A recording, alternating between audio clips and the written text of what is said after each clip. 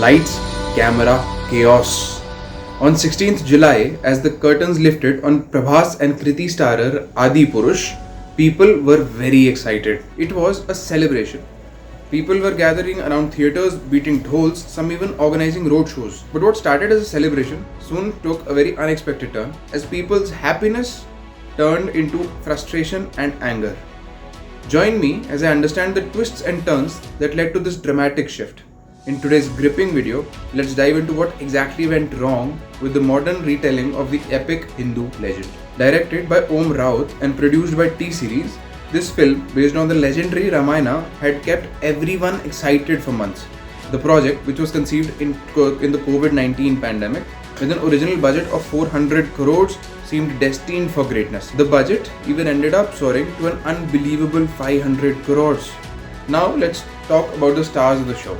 Prabhas, playing the role of Sri Ram, took home a mind-boggling 150 crores. Saif Ali Khan, portraying Ravan, charged 12 crores. Kriti Sanon, gracing the screen as Sita Mata, was reimbursed at 3 crores. With such big names and experience leading the project, expectations were sky high. But guess what, people?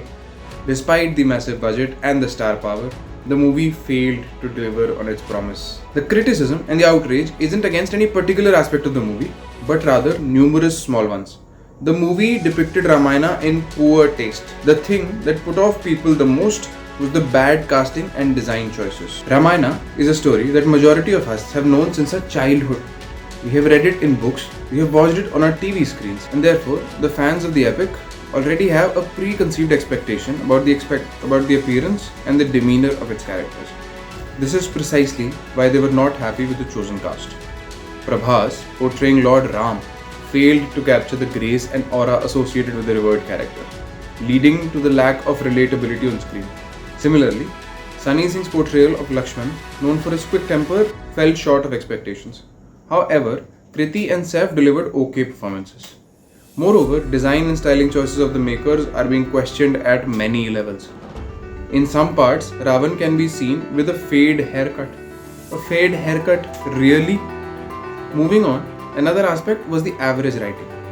While presenting an Indian epic, the dialogue writing must exude a certain level of authenticity.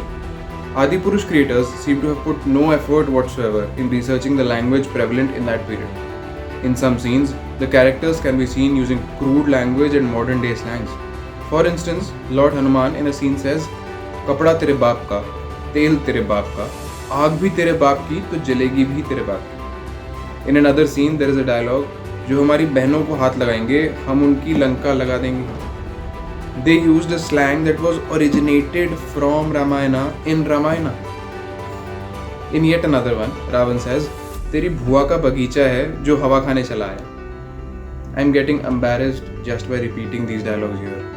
Such cringe and crude writing makes the film unbearable to watch. Furthermore, the movie faced criticism for its poor visual effects. Certain scenes in the film are a clear copy from Hollywood. For instance, a part where Ravan arrives on a flying dragon is an imitation from Game of Thrones. When Prabhas is sitting underwater and meditating, it brings to mind the Aquaman scene. The entire Vanar Sena from the teaser of Adipurush seems to be copy-pasted from the film Rise of the Planet of Apes. In a race to wrap up the movie in 2 to 2.5 hours, many critical aspects of the story have been missed. They have been clearly not shown. The part where Hanuman encounters Rakshas while crossing the sea to reach Lanka is omitted. When Vibhishan tells Sri Ram to shoot an arrow in Ravan's stomach because that is his weakness is also not shown. In my opinion, it would have been better if the movie was divided into 2 parts or made as a trilogy so that every plot of the story could be given due importance. Now, it is not that the movie was first time surrounded in controversy. This project was already in bad light even before its release. When the teaser of the film was launched in October 2022, it was widely criticized for its poor CGI and VFX effects. The criticism was so widespread and so sharp that the release of the movie was delayed to rework the VFX. This is rumored to have cost the makers an additional 80 to 100 crores. Even after the delay and the additional spend, the movie is nowhere near the fans' expectations. The makers even resorted to cheap marketing gimmicks, such as asking the public to reserve one seat for Lord Hanuman because they believe he will come to watch the show. as if Hanumanji had nothing better to do. In fact, as per a news report, a person got beaten because he sat on such a seat. The filmmakers at this point really just want to cash in the devotion of Indians for their benefit. Some of you must be thinking that the director and the writer of the film must be very apologetic about the public sentiment. I will leave you guys to be the judge here, but the exact words of the director Om Raut were: what is more important is the type of the response the film is getting at the box office. I am very happy to say that we are going for an unprecedented number of day one of the global box office. Further, he said, if I kind of sit down and tell you that I have understood the drama, I think it will be a very serious error, because nobody, I feel, has the capacity to understand the Ramayana. Yup, that's what the director had to say. The writer of the film, Manoj Muntasir Shukla, had something better to add.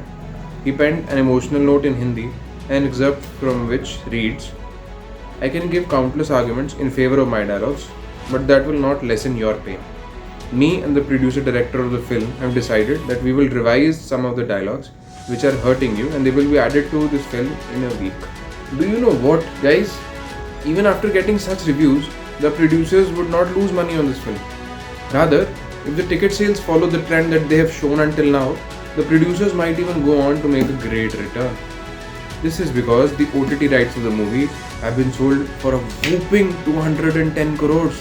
The distribution rights of the two Telugu-speaking states, Telangana and Andhra Pradesh, were sold for 150 crores, and for the Hindi belt and rest of the South India was sold for 120 crores. That's not all.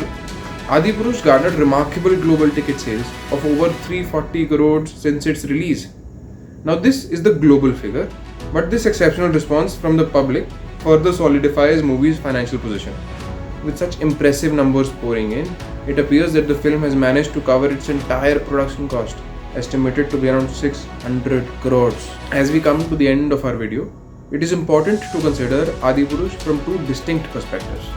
While some may argue that the film has achieved financial success, it is imperative to reflect upon the impact it has had on the Hindu legend Ramayana. The public reviews and a pathetic IMDb rating of 4.5 stand as testaments to the disappointment. In light of this, I urge you, the viewers, to take appropriate action. Instead of settling for below average interpretations of our beloved stories, let us demand quality, authenticity, and respect for our cultural heritage. Thank you for joining me today.